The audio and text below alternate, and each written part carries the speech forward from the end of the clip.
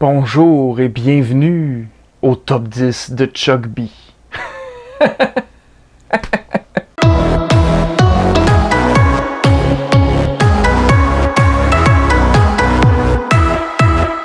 Pouvez-vous imaginer si j'avais gardé ce masque-là? Donc c'est ça, aujourd'hui je vais vous parler de films d'horreur. Et voilà.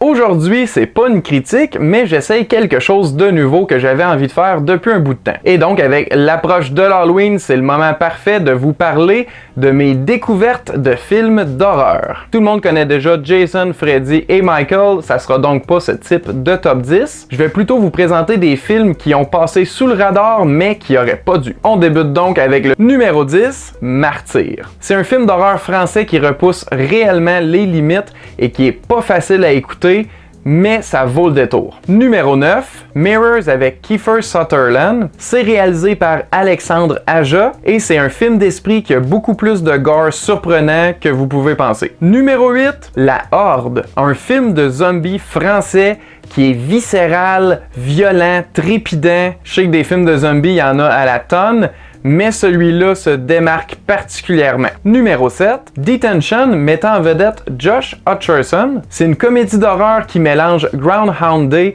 et Breakfast Club, mais quand même qui est assez créative et originale à sa manière. Numéro 6, Good Night Mommy. C'est un film d'horreur psychologique allemand vraiment fucké.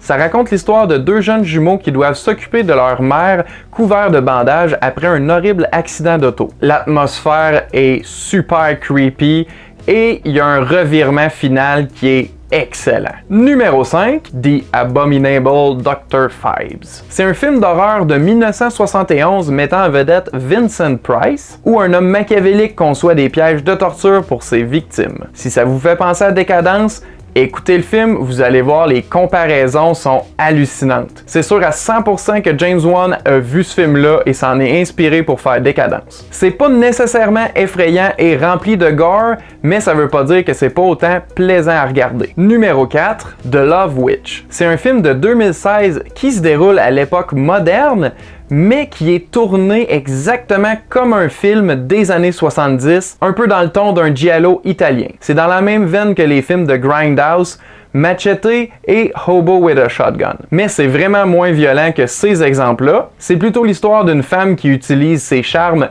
et sorcellerie pour faire tomber les hommes autour d'elle. C'est un vrai petit bijou qui mérite d'être découvert. Numéro 3, là je triche un peu, je fais un double feature, c'est The Collector et The Collection, sa suite. Mais pour simplifier, je vais me concentrer sur le premier, même si les deux sont très bons. Dans ce film, on suit un voleur qui tombe malheureusement dans le piège d'un tueur en série sadique. S'ensuit donc un jeu de chat et de souris dans une maison remplie de pièges mortels. C'est bien ficelé, très stressant et ça contient du gore efficace. C'est comme un peu un slasher nouveau genre. Numéro 2, Tucker and Dale vs. Evil. Depuis que j'ai vu ce film-là, qu'il fait partie de mes comédies d'horreur préférées. On suit deux gentils hillbillies qui sont confondus pour des tueurs par un groupe de jeunes adolescents et par la confusion vont donc se tuer eux-mêmes et ainsi présumer que c'est la faute des hillbillies. C'est vraiment drôle et ça joue sur la perception des choses.